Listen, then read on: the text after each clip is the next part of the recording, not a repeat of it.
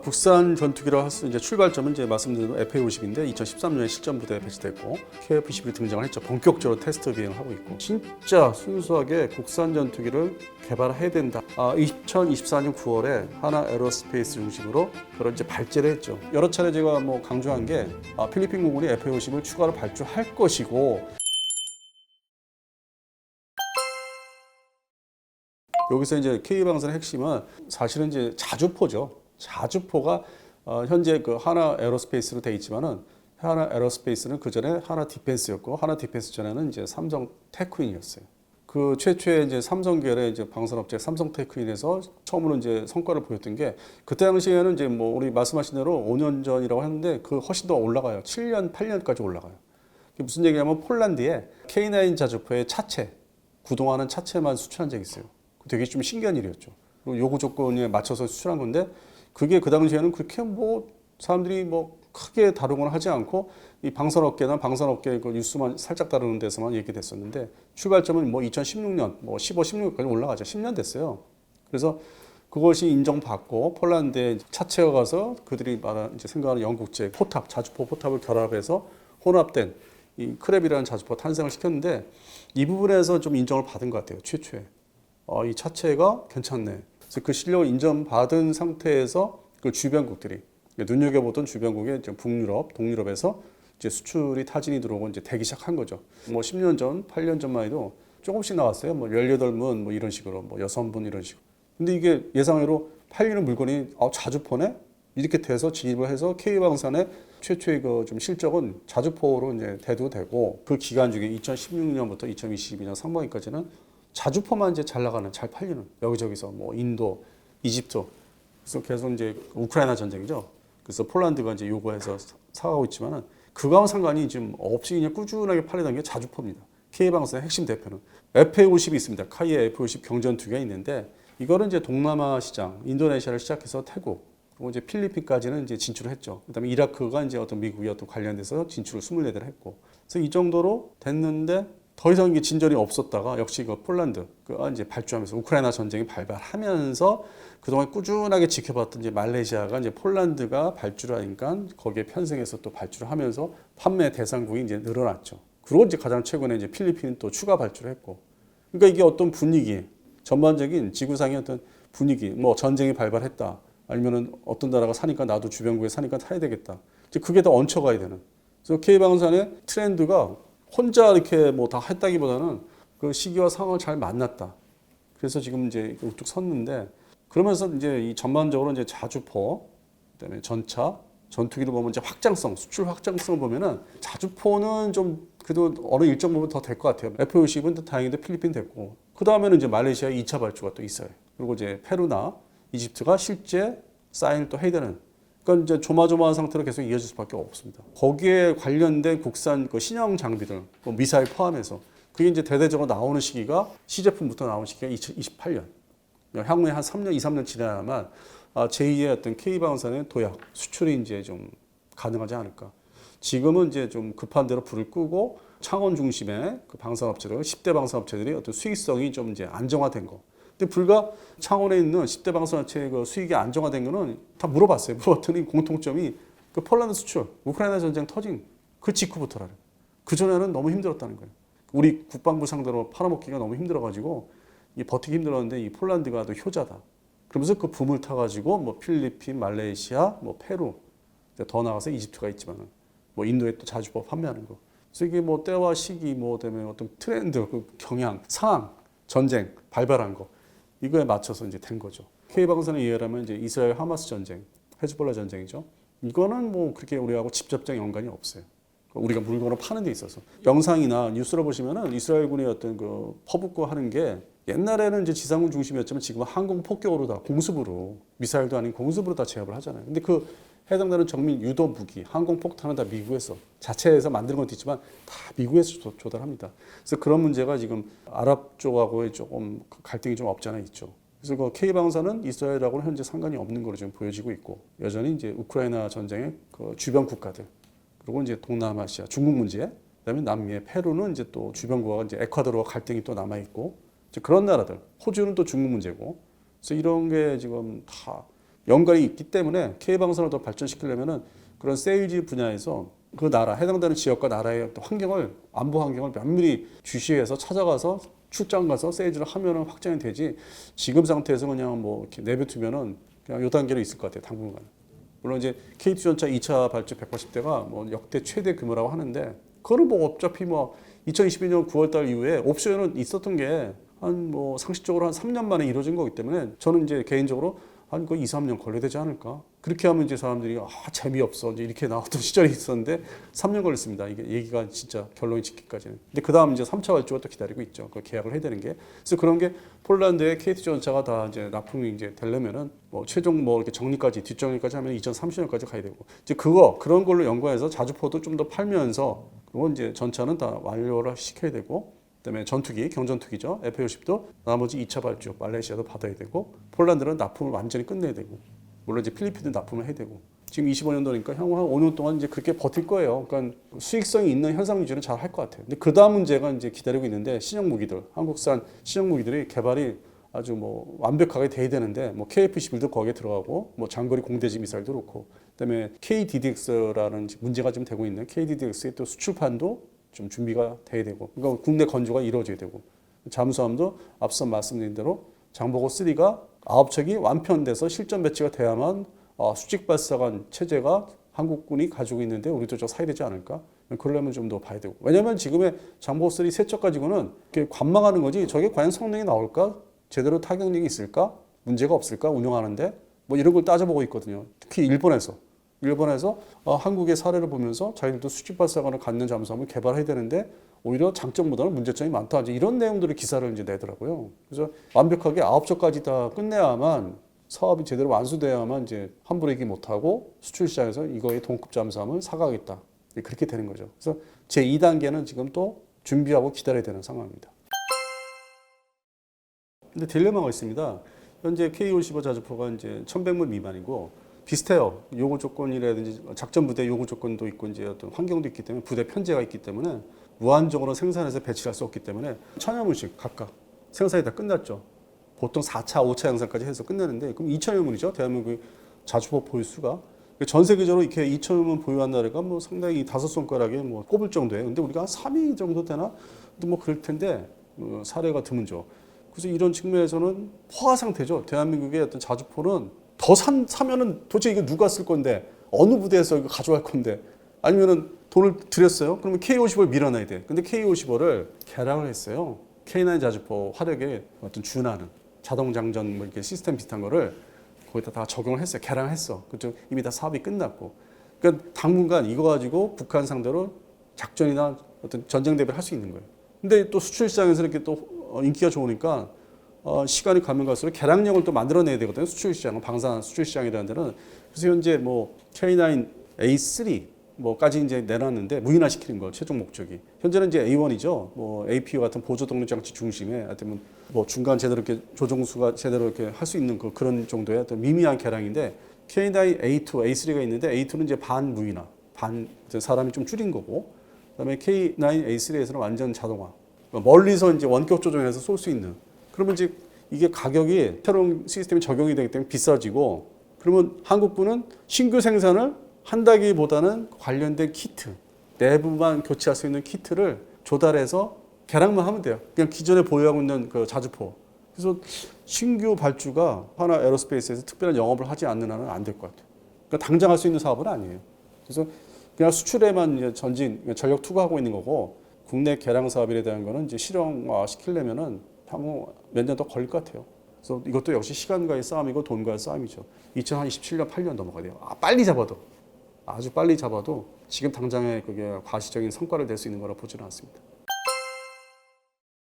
국산 전투기로 할 수 이제 출발점은 이제 말씀드린 FA-50인데 2013년에 실전 부대에 배치됐고, 그러고 나서 이제 10년 정도 지나고 나서 KF-21이 등장을 했죠. 본격적으로 테스트 비행을 하고 있고, 이제 외형상으로는 둘 다 국산 전투기인데, 실제적으로 이제 두 전투기의 문제점, 우리가 내부에서 지적하는 게 엔진이 국산이 아니다.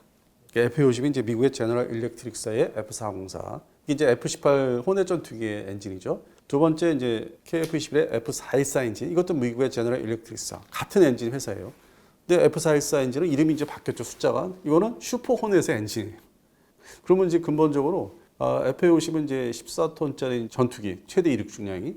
그럼 이제 경전투기에 들어가고 KF11은 좀 미디엄 하이, 미디엄급 이상, 뭐 24톤까지 최대 이륙 중량이 나오니까 24, 25톤까지 무장 장착을 하면은.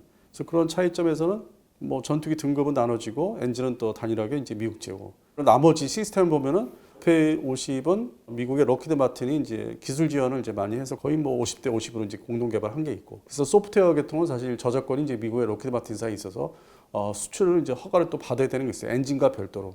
근데 그럼에도 이제 동남아 시장에는 잘 팔았죠. 이라크 포함해서 폴란드 들어가고. 근데 이게 다 미국하고 가깝게 지내는 나라. 그다음 미국이 여기 판매에도 문제가 없다.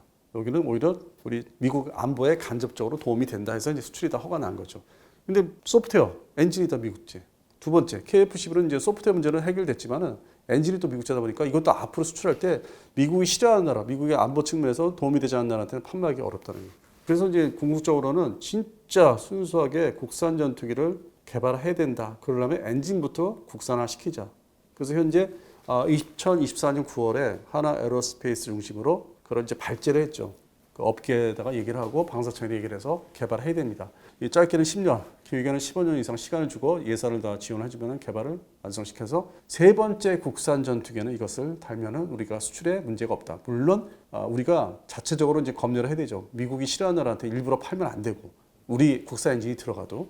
근데 좀 애매모호한 나라들이 있죠. 그런 나라한테 굳이 미국의 승인을 안 받고 팔 수는 있죠. 그러니까 서방식 국가 중에서 이제 회색 국가라고 하는 나라들이 좀 있기 때문에 역사적으로 이렇게 쭉 흐름이 다 있기 때문에 그런 측면에서는 지금보다는 이제 국산 엔진, 그 전투기 엔진을 만들어서 장착하면은 좀 더 대상국이 늘어날 수는 있죠. 앞으로는 3단계까지 이제 발전시키려고 하고 있고 거기에 이제 최종적으로 무인화 시키는 거, 그다음에 AI 기능을 넣고 협업 전투기, 무인 전투기를 거느리며 다니는 거를 이제 그 다음 3단계에서 적용을 이제 하려고 하고 있죠. 근데 향후에 KF-12 블로거는 한 1년 반 남았네요. 그 전까지는 이제 장거리 미사일은 현재 암남 3G 말고는 없는 거죠. 그래서 약간 좀 불안한 측면이 과도기적인 측면이 없지 않아 있어요. 중국 전투기가 저렇게 파키스탄군이 운영해서 인도의 라파를 격추했기 때문에. 근데 그럼에도 우리는 뭐 좀 시간이 중간에 이제 좀 공백 기간이 있지만은 준비된 전투기가 있다. 그래서 그런 면에서는 자부심을 이제 가져도 되죠. 그리고 이제 그것이 인정받으면 이제 수출 시장에서 블록 1부터 팔릴 수도 있고 팔 수도 있고 특히 뭐 필리핀 공군 같은 경우. 지금 3단계로 전력 증가하고 있기 때문에 그래서 뭐 여러 차례 제가 뭐 강조한 게 필리핀 공군이 FA50을 추가로 발주할 것이고 그 다음 단계 F-16V를 20대를 사가는 거지 FA50이나 KF-10과 경쟁하는 게 아니다. 혼동들 하지 마시라고 얘기했는데 이번에 발표하기 전까지는 혼동들을 했었죠. 필리핀 공군의 전력 증강은 국산 전투기, 대한민국 국산 전투기 두 가지를 다 가져갈 목표를 가지고 있고 중간에 끼는 게 F-16V에. 그렇게 하면은 필리핀 공군이 이 동남아시아에서 가장 빈약한 전투기 전력을 보유하고 있는데 이제 급성장을 할 수 있고 말레이시아 공군과 대등한 수준까지 올라갈 수 있어요. 그래서 그걸 또 이제 말레이시아 공군이 FA50 M형이라고 해서 발주를 해놨는데 필리핀 공군이 또 하는 거 보고서 또 우리 또 KF-10을 또 생각할 거예요. 그러니까 서로 이게 맞물려요. 서로 영향을 줍니다. 방사 수출에 있어서도. 동남아시아의 공군력들은 항상 경쟁 관계고 인도네시아가 뭐 A4 스카이호크 공격기를 사니까 말레이시아도 똑같은 걸 사고 그런 관계가 있고 인도네시아가 영국제 호크 경전투기를 사니까 말레이시아도 사고 그리고 뭐 서로 경쟁에 똑같은 걸 사요. 인도네시아가 F5 전투기 사니까 또 말레이시아도 사고 그래서 그런 측면에서 우리가 그것을 잘 활용해야 돼요. 경쟁을 시켜야 돼요. 근데 하여튼 말씀드린 대로 인도네시아, 말레이시아, 태국 관계를 잘 이용하고 그리고 이제 또 끌어들여야 될 나라가 좀 부추겨가지고 뭐 미국도 이제 외교 상태에서 영향력을 얘기하겠지만은 브루나이도 이제 마저 우리가 전투기 좀 팔고 뭐 함정도 좀 팔았으면 좋겠습니다. 그동안에 이제 1990년대 이제 전쟁이 걸프전이 있었고 2003년도에 이라크전이 있었죠. 그러면서 이제 아프가니스탄에도 들어갔고 미군이 화력 지원을 이제 전차 직사포보다는 이제 이 곡사포 왜냐면 이제 그 화력 지원을 많이 해야 되는 이제 작전 요구 이제 상황이 됐기 때문에 자주포에 이제 보면은 이라크전이나 특히 아프가니스탄전에서 그런 측면에서 미국제 그 팔라딘 M109A6 팔라딘이 많이 등장을 해요.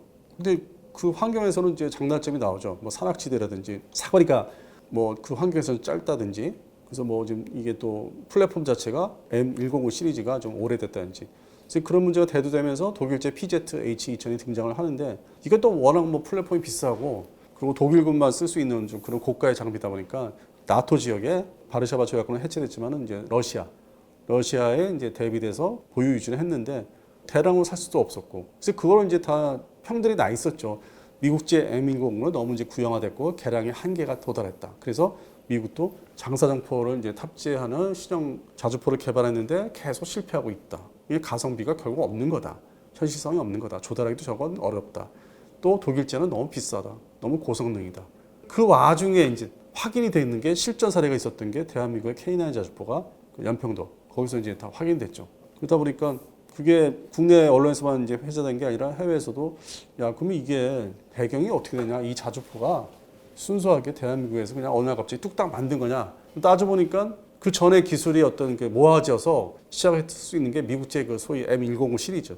한국형으로는 이제 이름이 K55죠. 그거를 천여 문을 만든 다음에 바로 일로 넘어갔다. 그러니까 그 천여 문을 제조하면서 기술이 이제 짧은 시간 내에 축적이 되고 부족한 기술들은 영국제 장비를 일부러 사서 좀 결합을 시킨다든지 핵심 뭐 장비를 할 수 있는 것도, 그래서 일부는 이제 뭐 유럽제 뭐 장부들이 부품들이 들어간 게 있고, 근데 결국 이제 다 국산화를 하지만은 나중에는 그래서 뭐 파워팩도 현재 국산화에 성공했죠. 그래서 그런 과정이 있었어요. 그래서 109보다는 K55죠. 109보다는 K9 자주포가 이게 진화된 미국제 자주포에서 발전된, 그리고 소위 한미 연합 체계 화력 어떤 포탄이라든지 규격, 그게 바로 나토 체계하고도 거의 맞아 떨어지고, 그래서 이것이 이제 가성비가 조달 비용도 상대적으로 안 비싸고 독일제에 비해서 낮고, 그리고 빨리 생산을 해서 줄 수 있다는 조건이 달린다. 그러니까 세일즈 들어올 때 우리가 요구한다. 이제 발주자가 빨리 줄 수 있냐면 빨리 준다는 거. 그게 다 맞아 떨어지니까 입소문이 난 거죠. 그리고 이제 써보니까 산악지대 험한 지형에서도 잘 굴러가고 잘 쏘고 잘 도망가고 잘 맞고, 그 미국제 K55 그러니까 M109의 어떤 그 DNA가 좋은 점만, 장점만 이어받은 것 같고 이거를 한국에 발전시켰다. 그다음에 40km가 기본 사거리고, 그래서 굳이 독일제를 살 필요 없다. 그래서 이제 이게 퍼진 거죠, 수출이. 미국이 나서서 이제 본격적으로 자기가 주도해서 할 수 있는데, 기본적인 그 함정 설계를 이제 적용하는 거를 바로 이제 해줄 수 있는 나라가 동북아시아의 대한민국, 동남아시아나 뭐 다른 이렇게 뭐 나라들은 하지 못하는 거 우리는 이제 제대로 한다는 거죠. 미국하고 당장 전쟁을 이제 먼저 일으켜서 할 듯이 그런 모습으로 비춰지는 거죠. 목적은 대만을 접수하겠다. 대만을 침공하라고 하면은 이 정도 전력 가지고 대만 접수하고 대만 해군은 이제 경멸하는 데는 문제가 없다.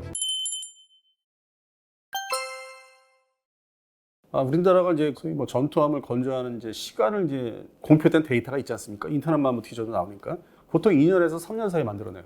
그리고 만들어낸 그 함정들이 근본적으로 뭐 시스템, 뭐 전자장비라든지 컴퓨터 계통, 소프트웨어 전자장비가 이제 뭐 문제를 일으키는 거 있어도 근본적인 배 자체가 문제가 없는 거. 그리고 물론 이제 그 뭐 롤스로이스, 영국의 롤스로이스의 뭐 MT-30이라는 이제 새로운 추진 체계, 이거는 이제 뭐 10년 전에 등장을 했는데 이런 거는 또 적응하는데 시간이 걸리더라도 근본적인 배 자체의 문제, 그 건조해내는 문제는 없다는 거죠. 뭐 일본도 그렇습니다. 일본의 조선소도 마찬가지고. 그래서 기본적으로 이 다른 나라에 비교하면은 동남아시아나 뭐 다른 이렇게 뭐 나라들은 하지 못하는 거 우리는 이제 제대로 한다는 거죠. 그래서 그런 측면이 기본이 잘 돼 있다. 그래서 이런 거를 빨리 배를 만드는 게 우선이다. 그리고 안에 뭐 이렇게 넣는 전자장비든 무장 넣는 거는 그 다음에 이제 미국이 나서서 이제 본격적으로 자기가 주도해서 할 수 있는데, 기본적인 그 함정 설계를 이제 적용하는 거를 바로 이제 해줄 수 있는 나라가 이 동북아시아의 두 나라밖에 없더라. 궁극적으로 이제 일본의 조선소는 그 이지스함은 또 여러 척을 더 해봤으니까 하고 있고 현재. 그래서 그런 측면, 그다음에 잠수함 중에 또 3,000톤급 잠수함을 해봤는데 그런 기술력을 보는 거죠. 이거를 이제 중국 상대로 견제하거나 경쟁할 때 있어서 두 나라를 다 활용해서 저희들이 어떤 이익을 얻겠다. 그래서 그런 측면에서 두 개 나라, 우리 대한민국과 일본이 거론되고 있는 거죠. 그리고 전 세계적으로 이렇게 배를 빠른 시간 내에 제대로 된 배를 아주 대형 뭐 10만 톤까지 만드는 나라가 드물죠. 사실 동북아시아에 대한민국, 일본, 그다음에 이제 좀 나중에 이제 급부상을 해서 큰 중국이 있죠. 그래서 이런 면에서는 가성비가 만들어내는 실력이 대단히 우수하다. 그래서 그런 측면에서는 선호할 수밖에 없고 지금 검증부터 하고 있는 거죠, 현재. 일단 미 해군 전력의 문제점이나 향후에 대한민국이나 일본을 이제 활용해서 전력 보강을 하거나 대체를 해야 되는 사업이 두 가지로 나눠집니다. 이 전투함에 있어서는 이제 이태리 설계도를 받아와서 자국화시킨 컨스텔레이션급 호위함이 있는데, 그 이태리 기술이 적용된 함정을 이제 미국화시키다 보니까 그 과정에서 안 맞는 게 많아요. 그래서 그거를 좀 수습을 하다 보니까 실제 그 함정 착수에 있어서 지연이 됐습니다. 이게 7,000톤급 이제 호위함인데 미사일 탑재. 그러다 보니까 이게 이제 중국이 저렇게 급성장하는데 해군 전력이, 그래서 그거를 견제하기에는 뭔가 시간이 안 맞았기 때문에 이 부분을 이제 최종 목적지가 이제 이 컨스텔레이션과 같은 본격적인 전투함의 하이급 바로 밑에 미디엄급이에요. 이게 주전력은 아니고 미 해군의 주전력인 알레이버크급을 약간 보조해야 되는, 같이 이제 동반해서 작전을 해야 되는 실천토급이고, 알레이버크급은 거의 뭐 그 이상이고 하다 보니까 이걸 어떻게 해야 되지 하다 보니까 동맹국에서 이걸 해결하자. 우리 자체에는 또 여러 가지 함정들을 동시에 건조하는 게 많기 때문에 포화 상태, 이게 너무 넘쳐난다. 그래서 이거를 이제 목적으로 불러들이고 의논을 하다 보니까 그럼 검증도 해야 되고, 그다음에 작은 배도 만들게 해봐야 되고, 특히 우리 대한민국한테는 이 상선 어떤 기반, 상선 기준의 지원함, 그 대두가 됐는데 지금 현재 좀 미 해군이 급속히 대체를 해야 되고, 뭐 향후 5년 내, 그러니까 트럼프 정권 하에서 건조해서 착수에 들어가야 되는 이제 함정들이 지원함이 제일 급해요. 그러다 보니까 이제 그 내용들을 찾아보니까 연료 공급하는, 그러니까 원자력 함정이 아닌 나머지 일반 재래식 함정에 대한 급유함, 현대화가 상당히 시급합니다. 그래서 현재 그 보유하고 있는 급유함이 헨리 카이저급이라고 해서 이게 15척을 보유하고 있는데, 이 연도별로 이제 건조한 시기가 따져보니까 제일 오래된 게 40년 전에 만든, 그 다음에 마지막 배가 15번 함이라고 할 수 있죠. 이게 30년 전에 건조한. 그러면 이제 앞으로 미래 더 써야 되는데 기껏해야 10년 이제 바라볼 수 있는 거죠. 그 사이에 10년 사이에 새로운 배로 대체를 해야 되는 거예요. 근데 이거는 뭐 아주 복잡한 시스템을 갖추거나 뭐 내부에 전장비나 무장이 뭐 들어가는 배가 아니기 때문에 이거는 어느 정도 검증된 동맹국 기술, 그 조함 그 실력이면은 맡겨도 되는 거죠. 단 미국에 와서 자기들 감독 관리에 만들어 다오. 그래서 지금 대두되는 건 실제 급유함 전력을 이 헨리 카이저급을 15척을 어떻게 대체를 빨리 할 수 있느냐, 5년 내에. 이게 지금 가장 큰 첫 번째 대두된 숙제고, 그러다 보니까 이제 상륙함도 이제 문제가 되고 있어요. 기존 전력이 또 부족하니까 더 만들어서 배치를 하다 보니까 일부 옛날 구형 함정이 있습니다. 그 휘드비 아일랜드급의 상륙 모함이 있습니다. 이것도 뭐 40에서 30년 사이에 만든 거기 때문에 이것도 대체를 해야 돼요. 그래서 이거를 생각해 보니까 자기들 설계 기술이나 내부 시스템 기술이 유출이 좀 제한적으로 안 될 수 있는 함정들을 고르다 보니까 이런 상륙함, LSD, 그 다음에 헨리 카이저급 같은 급유, 이게 이제 우리한테 올 수 있는 건데 아직은 검증 단계가 끝난 게 아니라고 좀 보고 있습니다. 이제서야 뭐 MRO 시켜서 하나오션에 해본 게 한 척이 이제 인도가 됐고, 확인받고 있는 지금 중간 단계 있죠. 그래서 이게 확인이 다 끝나고 검증이 되면은 조그만 배부터 하나오션한테 맡겨보지 않을까. 그게 이제 오스탈 USA에서 만들어야 되는 LCU 1610, 이게 이제 32척, 그래서 35척을 이제 만들어야 되는 거. 그다음에 또 다른 게 있는 게 LCU 1700급. 이런 작은 상륙정들이 있기 때문에 이게 이제 오스탈하고 연관되는 함정들이죠. 이것부터 착수를 이제 해야 되고 만들어서 납품을 이제 하면은 검증을 또 받는 거죠. 제대로 만들었다. 이것 때문에 동북아시아에 와서 대만 그 지역에서, 해역에서 중국을 견제하는데 훈련할 때 원활히 좀 잘 썼다, 쓰고 있다. 또 이제 실전 그 직전에 훈련에서 검증을 받아야 되는 것도 있고. 그리고 이게 다 끝나야만 큰 배를 맡기지 않을까. 올해 연말 돼야만 좀 더 다른 소식이 전해지지 않을까. 그렇게 전망하고 있습니다. 중국의 해군력은 이제 목적이 첫 번째 바로 이제 미 해군하고 대등한 관계를 수준을 갖겠다고 하는 게 목표가 아니고, 대만을 이제 접수하기 위해서 침공 쳐들어가서 완전히 자기들이 확보하기 위해는 360도 다 둘러싸려면은 아주 뭐 여러 함정들이 항공 전력이 있어야 되기 때문에, 그런 측면에서 2012년도에 이제 처음에 라오닝함이라는 이제 항공모함을 최초에 이제 공개를 했었죠. 그래서 그날로부터 이제 뭐 난리가 난 거죠. 이 중국 해군이 이제 만만치가 않다, 옛날 같지 않다, 이렇게 발전을 해왔는데, 지금의 이제 해군 전력은 아직도 대만 해군을 완전히 제압을 일순간에 해버리고, 동북아시아에서 이제 포위망을 대만 섬을 놓고서, 타이완 섬을 놓고서 완전히 두르기 위해서 함정이 더 필요하다는 차원에서 건함 건조를 이제 계속 하는 건데, 그다음에 이제 일본이 이제 접근하는 거, 일반 해상자에 대해 어떤 그거를 거부하려면 또 거기를 견제하는 함정들이 있어야 되고 전력들이. 그다음에 태평양에 이제 3함대, 태평양을 건너오는 실함들은 또 일본에 있으니까. 그래서 그거를 다 이제 들어오지 못하게 견제하거나 뭐 더 심하게 가서는 이제 싸움을 할 수 있게끔. 그리고 이제 호주 해군도 견제를 해야 되고. 그래서 그런 측면에서는 마치 그 미국하고 당장 전쟁을 이제 먼저 일으켜서 할 듯이 그런 모습으로 비춰지는 거죠. 목적은 대만을 접수하겠다. 그러기 위해서는 아주 뭐 대단한 해군 전력이 필요한 거죠. 그래서 뭐 가장 최근 기사는 이제 몇 년 내에 중국 해군의 그 주력 전투함들이 한 400척까지 이를 것이다. 이제 그런 전망하는 이제 내용도 나오긴 했었죠.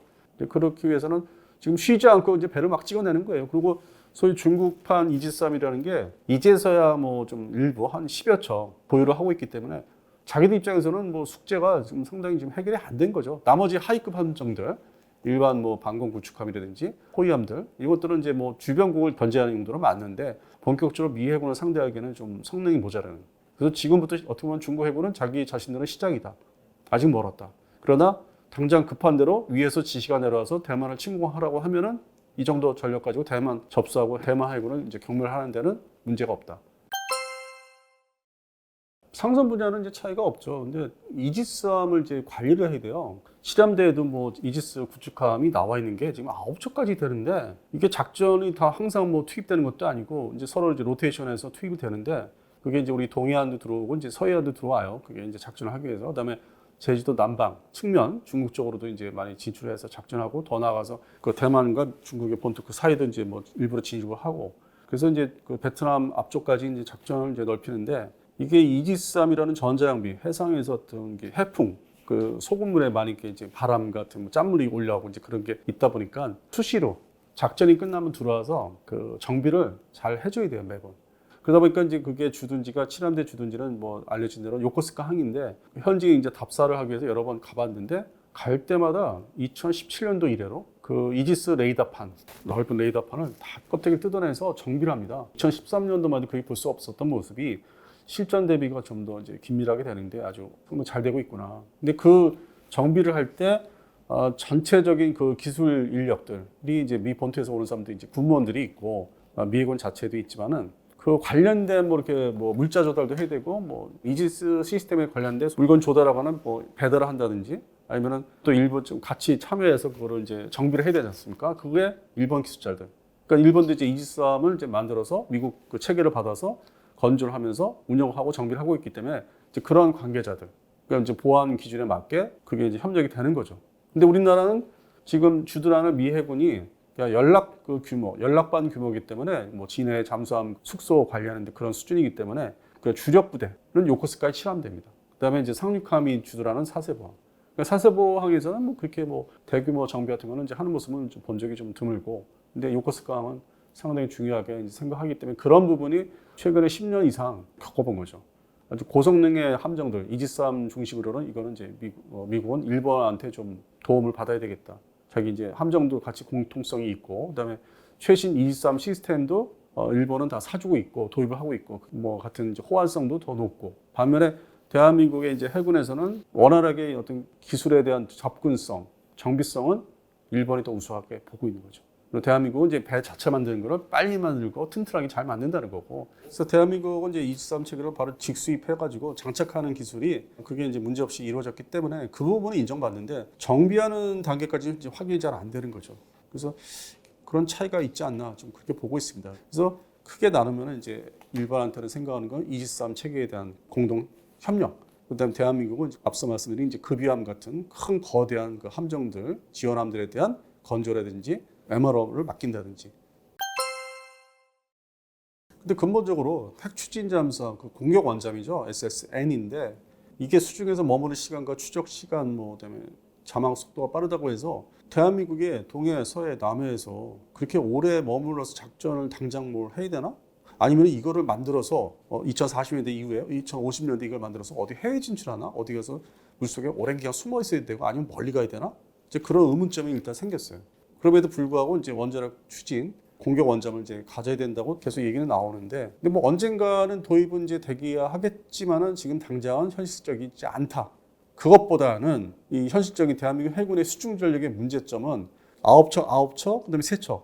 그게 무슨 얘기냐면 장보고 1형이라고 해서 209급 독일제죠. 이게 9척이 있고 작은 거예요. 두 번째가 이제 2000년대, 2010년대 본격 다 전력화한 214급. 이건 1800톤급. 그러고 나서 3000톤급의 도산 안창호급이 이제서야 3척이 전료가 됐습니다. 그럼 옆에 나라 일본의 해상자위들 보면은 보유하고 있는 잠수함이 22척 체제인데 다 3000톤급짜리. 그러니까 오히려 내부에서 이제 그 근무하거나 작전하는데 뭐 여러 가지 좀 편리성이 있고 식자재도 뭐 치는 것도 그렇고 여러 가지, 그다음에 승조원들의 어떤 그 뭐 잠자고 하는 그런 공간들, 그게 이제 비교가 안 되죠. 그러니까 원잠 얘기할 게 아니라 이 중잠수함 기본 배수랑 3000톤에서 만재 배수랑 4000톤짜리를 나머지 계획한 거를 6척이 지금 다 들어와야 되는데 그게 우선 돼야 된다는 얘기죠. 그게 소위 배치 1, 배치 2, 배치 3로 나눠지는데 현재 건조에 본격 도입한 거는 배치 2예요. 3척. 그다음에 배치 3는 그 다음에 또 3척을 만들어야 되고, 궁극적으로는 이 3000톤급 잠수함을 다 갖고 있어야 되는 거예요. 작전 능력이나 화력 자체가 209급은 이제 한계가 있고 기껏해야 뭐 일부 함에 전체 9척 중에 3척 정도가 이제 하프 미사일, 대함 미사일을 이제 발사할 수 있고 214는 또 이제 뭐 잠대지를 운영할 수 있는데 이거는 뭐 파괴력이 큰 게 아니고 사거리도 그렇고 그래서 뭔가 순서가 너무 좀 앞서갔다. 그래서 뭐 한 2040년대 후반부터는 이제 본격 거론 되겠죠. 또 미국의 역할이나 입장이 좀 지금보다는 또 바뀔 수도 있으니까 그러면 자체적으로 어떤 군사 안보를 책임져야 되기 때문에 그때 가서는 이제 뭐 어떻게 방해 세력이 없이 나라 없이 할 수는 있다고 보는데 지금은 좀 너무 이르다고 봅니다. 그런 상황입니다.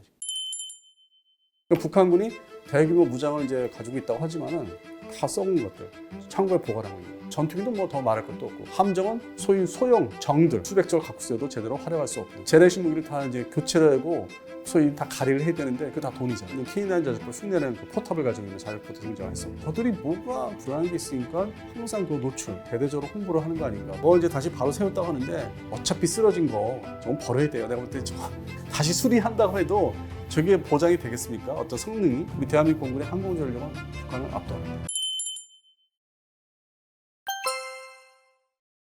일단 재래식 군사력이 소위 냉전 끝나면서 본격적으로 노화됐어요. 그러다 보니까 자기들을 숨기기 위해서 뭐 전차라든지 오픈탑 형식의 자주포라든지 전투기 그거를 마치 다 살아있는 것처럼 자기들이 좀 위장을 하기 위해서 훈련을 많이 내보내고 많이 보여주고 공개를 유별나게 많이 했어요. 그래서 마치 북한군의 어떤 그 홍보 수단이 뭐 어떤 영상과 인터넷 그것으로 많이 접했고 그리고 이제 그거 관련돼서 뭐 책자가 나올 정도로 그걸 다 집합시켜서 근데 그건 이제 재래식 무기 중심이었고 뭐 핵무기를 이제 개발하는 동시에 그 다음 단계가 투발사 수단 소위 대구형 방사포라든지 그다음에 이제 중거리 이상의 탄도탄 또 다음 단계가 순항 미사일이었고 이제 비교적 최근이죠. 그래서 모든 무기 체계를 비대칭 무기 쪽으로 지금 넘어오고 있습니다. 물론 이제 그 군사 퍼레이드 2020년도 뭐 10월달 군사 퍼레이드든지 그 이후에 퍼레이드 중간중간 여러 차례 있었죠. 여기서 이제 재래식 무기들을 신형으로 해가지고 많이 내놓게 하죠. 뭐 북한판 뭐 에이브레임스 전차라든지 그다음에 북한판 스트라이커 장갑차라든지 그다음에 여러 종류의 자주포 뭐 한국에 있는 K9 자주포 흉내내는 그 포탑을 가지고 있는 자주포도 등장했었고 그리고 뭐 무인기도 뭐 거의 똑같이 만들고 복제해가지고 근데 이거를 이제 뒤돌아서 보면은 저들이 뭐가 불안한 게 있으니까 항상 그 노출, 대대적으로 홍보를 하는 거 아닌가. 중요한 거는 군사력과 군사 무기라는 거는 대량 그 보유를 하고 있느냐. 특정 무기 체계를 종류별로 다 대량 보유하고 있고 거기에 대한 투발사할 수 있는 탄약, 포탄 이걸 제대로 갖추고 보관하고 있고 이 보관하는 것도 상당히 중요하거든요.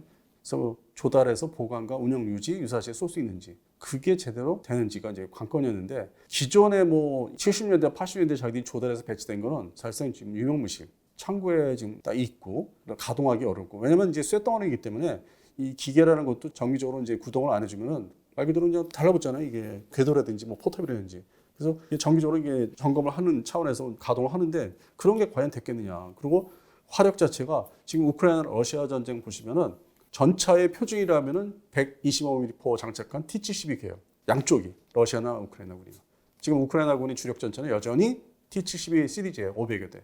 나머지 뭐 미국에서 준 거, 뭐 유럽에서 준 거 그거는 극히 일부예요. 그러니까 그거는 주력 전력이 될 수가 없고 북한군이 대규모 무장을 이제 가지고 있다고 하지만은 다 썩은 것들 창고에 보관하고 있는 거. 뭐 전차, 오픈탑식의 자주포, 그러니까 생존성이 없는 견인포 아주 뭐 많이 갖고 있을 거예요. 그런 측면에서 전투기도 뭐 더 말할 것도 없고 함정은 소위 소형 정들, 함이 아닌 정들 그게 뭐 수백 척을 갖고 있어도 제대로 활용할 수 없는 그래서 그런 무기 체계가 많다 보니까 재래식 무기를 다 이제 교체를 하고 소위 다 가리를 해야 되는데 그거 다 돈이잖아요. 그리고 지금 퍼레이드에서 보여준 거를 양산 배치를 하면 되겠다? 그거 다 돈이거든요. 그거를 보여준 거를 이제 시범 케이스로 전부 다 교체하면 되는데 그거는 경제력이 뒷받침돼야 되는데 그럴 수 있는 나라가 아니기 때문에 퍼레이드에서 일부 수량만 보이면서 나 이거 상당히 많어. 그렇게 이제 생각하게끔 만드는 거, 착시 현상. 근데 그 퍼레이드에서 봤던 그 무기들이나 전차, 자주포 이것들은 극히 일부 부대. 소위 평방사, 평양 주변에 극히 제한된 부대, 일부 부대만 가지고 있지 나머지 지방 부대로 가면은 뭐 청진 쪽이나 점점 후방으로 가면은 뭐 T-55 전차, 그것도 그나마 가동 뭐 된다 안 된다 따질 것이고 그다음에 중간지대, 원산일대는 뭐 T-62. 이미 우크라이나 전쟁에 사용도 안 하거나 일부 어떤 후방 경비용을 쓰는 뭐 T-62 뭐 전차라든지. 그래서 이게 북한의 재래식 전력은 전체적으로는 유명무실하고 그러다 보니까 비대칭, 소위 투발사할 수 있는 그 소모성이 강한 이제 방사포, 대구형 방사포라든지 중거리 이상의 탄도탄에 집중한 거죠. 근데 여기서 이제 우리가 우습게 볼 수가 없는 게 특히 중거리 탄도탄, 순항미사일에 전술핵 수준 이상의 핵무기를 장착했을 경우에 그거는 이제 문제가 되는 거죠. 그러니까 이제 그 부분은 이제 어떻게 우리가 이제 상당히 긴장하고 이제 살아야 되는 부분이고, 6.25 전쟁 이래로 90년대까지 그 두려워했던 북한의 재래식 전력은 저게 전체 부대가 규모가 있다고 하는데 장부상으로 다 이렇게 다 데이터가 나오는데 숫자가 그게 제대로 동원이 될까? 그러다 보니까 2018년 전후로 해서 이게 평가라는 게 합참해서 그러다 보니까 북한의 전력은 특수부대 중심이다. 말 그대로 막 산을 타고 내려오고 막 이 DMZ를 돌파해서 게릴라식으로 우리한테 이제 타격을 줄 수 있는. 물론 이제 1996년도에 그 강릉 그 공비 침투 사건을 겪어보니까 그게 상당히 무서웠거든요. 그래서 그것도 아직은 이제 그 재래식 전력이 노후화됐지만은 이 병력으로 경보병 전투 병력으로 이제 밀어붙이려는 게 있고, 그다음에 퍼레이드에서 봤던 아주 소수 정예의 뭐 신형 무기들 그 체제로 이제 재래식 전력을 이제 유지를 하는 거고, 그리고 이제 국가 대 국가, 그다음에 뭐 남북한, 그다음에 미국을 상대로 탄도탄 전력, 순항미사일 전력. 요거는 이제 쳐들어오면 다 쏴서 파괴시킬 거야. 함정이든지 뭐 지상 전력이든지. 거기다가 뭐 화학탄두까지 실 수 있고 뭐 핵탄두까지 실 수 있으니까 쳐들어오지 마 하는 용도예요. 쳐들어가겠다가 아니야. 쳐들어오지 마. 여차하면 서로 죽는 거야. 이제 그런 위협 수단을 좀 쓰고 있죠. 그래서 예전에 비해서 전통적으로 북한의 전력을 평가하기가 상당히 좀 애매해지긴 했어요. 그냥 순수 재래식 전력 보면은 우리가 앞서고, 우리가 최신 무기, 최근에 만든 무기, 비교적 10년 내에 만든 무기가 많고, 근데 또 북한은 핵무기가 있고. 그래서 이게 지금 논쟁의 여지가 있는 게, 군사력 순위, 전 세계 군사력 순위를 할 때 이 북한과 대한민국을 비교할 때 이게 몇 위로 잡아야 될지가 좀 모호한 면이 좀 최근에 생겼습니다. 대한민국한테 보여주기 위해서 저희들도 북한판 23을 연속으로 배치해가지고 그동안에 이제 북한 해군력이 대한민국에 비교해서 형편없었다. 조그만 뭐 고속정 위주였으니까 뭐 포발사하는 포정, 포함이라든지, 그다가 이제 획기적으로 대한민국 해군의 어떤 중형 함정들 중심으로 이제 발전을 하니까 호위함 중심으로 3,000톤 이상으로. 그래서 이제 그거를 견제하고, 한편으로는 그 미사일 해상에서 발사할 수 있는 화력함. 그러니까 지상 발사 탄도탄이나 순항 미사일을 글로 옮겨 실어서 자기들도 이제 남한 해군이나 대한민국 해군의 수중 발사 이제 전력들이 있죠. 잠수함에서 발사하는 이제 잠대지 같은 거. 그거를 이제 밸런스를 맞추기 위해서는 이걸 대량 생산해야 되는데 최소한 한 6척은 필요하다. 그래서 연속으로 이제 건조를 시켰는데 특징이 있다면은 이게 헬기 운영 목적이 아니더라고요. 대잠 헬기. 한미 쪽을 보니까. 그리고 앞에 수직 발사기, 수직 발사가 중심이고. 근데 이게 또 건조 방식이 옛날 방식처럼 우리나라처럼 이렇게 정면에서 이렇게 진수하는 게 아니라 옆으로, 옛날 2차 대전 때 뭐 필름 보면 옆으로 이렇게 막 흔들흔들하면서 물에 탁 가서 바로 이제 복원하는 그런 방식을 이제 자기들 나름대로 자기 방식을 이제 채택한 건데, 이게 좀 엎어졌으니까 저걸 이제 다시 바로 세웠다고 하는데 어차피 쓰러진 거 저건 버려야 돼요. 내가 볼 때 저거 다시 수리한다고 해도 저게 보장이 되겠습니까? 어떤 성능이 그걸 경험했으니까 그걸 이제 보충해가지고 또 그 다음 배를 만들 거예요. 그렇게 해서 결국 한 5척에서 6척 체제로 가려고 하는데, 그렇게 해봤자 이 남북한 해군 전력에 있어서는 저희들이 어떤 재래식 전력 그거는 그렇게 뭐 우리한테 영향을 주는 건 아니라고 봐요. 그리고 어차피 그러한 함정들은 정밀 유도 미사일, 공대함 미사일을 잘 활용하면 얼마든지 언제든지 격침할 수 있기 때문에, 처음에 만들었을 때는 모든 걸 우리를 다 따라하네, 외형을 다 카피를 떼네, 자기들 자존심을 내세우네, 그러다가 쓰러졌고, 쓰다 보니까 이제 전력 싸움으로 넘어가니까 그래 뭐 그렇게 해서 5-6척 만들어도 어차피 한번 뒤처진 재래식 해군 전력은 니들이 앞설 수가 없다. 다만 이 러시아 기술이 유입돼 가지고 확인되지는 않지만은 그 원자력 추진 잠수함의 건조가 돌입되면은 이건 또 다른 얘기예요. 그러니까 원자력 핵 얘기만 들어가면 이게 얘기가 달라져요. 근데 현재 상태로서는 북한판 뭐 에이브럼스 전차가 나오든 다 상관없습니다. 다 격파할 수 있기 때문에. 그리고 대량 양산이 안 된 것들이고, 그러니까 얼망주망 조금씩. 그래서 지금 와서는 순간 공개됐을 때, 그런 모든 무기의 장르가 하나씩 공개됐을 때는 놀라는데, 좀 시간 지나면 그게 이제 가라앉더라고요. 대량 생산을 못하기 때문에. 그거 뒷받침은 경제력으로 하기 때문에. 그래서 그런 근본적인 비교는 뭐 하나만한 것 같아요. 북한이 뭐 대한민국을 이제 견제하고 쳐들어오지 마라, 거꾸로. 그건 역시 다들 아시는 상식적으로 핵탄두, 핵무기죠. 그래서 그 목적으로 만든 거기 때문에 북한이 또 믿는 거는 역시 핵무기. 그거 말고 나머지는 그냥 쇼, 보여주기, 어떤 심리적으로 견제하기 위해서. 그래서 특별히 뭐 북한에 지금 새로 등장시킨 무기들이 호위함 얘기했고, 두 번째는 이제 지상군 뭐 전차 자주포들인데, 그렇게 딱히 그거를 뭐 이렇게 위협을 받아들일 건 아닌 것 같아요. 이게 뭐 얼마큼 많이 보유하고 있느냐가 중요하기 때문에. 그래서 그 부분은 아닌 것 같고, 더욱이 이제 항공전력이 또 보여주기식으로 조기용부 통제기 한 대를 띄웠어요. 그거를 또 대량으로 뭐 4대 이상 만들 수 있냐. 물론 더 지켜봐야 되겠지만은 심리의 어떤 견제. 야, 우리도 이거 할 수 있고 가질 수 있어. 그러면 공중급유기 도입할 거냐 이거죠. 대한민국의 체제처럼 그 시스템, 공군 시스템처럼 골고루. 그다음에 뭐 북한판 글로버크 뭐 비행시킬까지 가능한데 짧은 거리 평양 상공을 이렇게 촬영하기 위해서 그럼 걔가 와서 그 센서 좋은 센서에서 높이 올라가서 다 감시해서 분석이 되냐 이거죠. 그 다른 문제라는 거죠, 그건 또. 그러니까 외형상에 카피 뜨는 거는 충격 요법. 그 처음에는 다 충격 받아요. 북한이 저렇게 저런 기술이 있다고. 그런 측면에 심리전에 상당히 능한 대단한 나라, 대단한 북한. 하여튼 그렇게 지금 진입을 했죠. 지금의 3대 세습 체제 김정은에 와서는 자기 아버지나 할아버지들은 더 대한민국 상대로 쇼킹한 어떤 방법으로 인해서 그 무기 체계를 상당히 활용하고 있고 드디어 이걸 보니까 아 김정은은 밀리터리 매냐 아닌가. 처음에는 이제 이게 언론에서 그 얘기를 했었어요 오래전에. 근데 지금은 내가 인정을 합니다. 아 저 사람 밀매다. 김정은은 밀매다. 저러니까 이게 모든 종류별로 장르별로 다 해보라고 하지. 이게 쓰러지는 한이 있어도 결국에는 이제 군사 매니아다. 아무래도 우리나라는 다른 나라 전쟁을 이제 보면서 판단할 수 있는 건데 우리가 그 정도의 뭐 전력을 가지고 있나 하는데 우크라이나 러시아 그 전쟁의 상황보다는 이스라엘 하마스 헤즈볼라 지금 공습하는 거 있지 않습니까? 그래서 우리가 유일하게 좀 뭔가 내세울 수 있는 게 항공 전력, 전투기 전력이에요. 그게 이제 뭐 F-50, KF-16, F-15K, F-35A 그리고 4종 그리고 이제 한 종이 KF-16 이제 합류하면 5종인데. 이것이 이제 공대공 전투, 반공 전투, 제공 전투, 그다음에 지상 공습 작전 능력, 한반도에서 이런 면에서는 좀 이스라엘 그 공군, 이스라엘 공군하고 같은 뭐 형식상으로는 이제 종류나 무기, 그러니까 무장이죠. 정밀 유도 폭탄이든지 빼박이에요. 그 다른 나라의 전쟁을 보면서 우리는 이스라엘군 사례가 가장 근접하고, 그다음에 지상군의 작전 능력을 이제 기대를 해야 되는데 그건 아직 미지수고. 근데 우크라이나 러시아 전쟁에서 드론 전쟁을 보니까 아 이거는 좀 시급하다.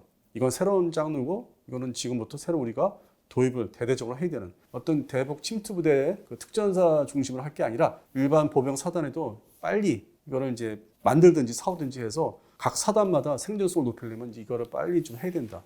그러니까 뭐 개인적인 뭐 견해가 이제 있었는데 그걸 다 배제하고 어떤 객관적으로 얘기하면은 그 전력이 빨리 도입이 되고 북한도 이제서야 하는 것 같아요. 이게 좀 사람들이 잘 모르는데 북한도 이제서야. 그 말 그대로 북한 언론에서 이제 발표했잖아요. 뭐 노동신문에서. 대량 생산하라고 얘기한 지가 뭐 얼마 안 돼요, 북한도. 이제 앞으로는 남북한이 드론 전력의 어떤 누가 더 많이 좋은 거를 갖고 있느냐. 그 경쟁으로 이제 접어들고 있죠. 왜냐면 탄도탄, 순항미사일은 서로 이제 경쟁을 했어요. 북한은 이제 핵이 또 첨가됐지만은 결정적으로. 그 다음 땡이 드론 경쟁. 그러면서 이제 그렇게 경쟁을 이제 해나갈 거 아니에요. 남북한 시속 게임을. 근데 그러면서 여전히 북한이 이제 모자라는 게 항공 전력. 그 변수는 이제 러시아가 SU 시리즈, SU 뭐 27, 30, 35를 과연 줄까 안 줄까? 이거는 이제 미수지만은 아직은 이제 그런 움직임이 없으니까. 그래서 그런 전투기 전력이 아직은 이제 우리가 앞서고 있다. 근데 그 부분은 이제 변수는 중국 전투기나 러시아 전투기가 유입이 될지 안 될지. 그것마저 되면은 난 대한민국의 그 앞서가는 거는 이제 좀 가라앉는 거죠. 경쟁에서 또 시속 게임에서 또 비슷하게 돼버리니까. 근데 아직은 현재까지는 우리 대한민국 공군의 항공 전력은 북한을 압도합니다.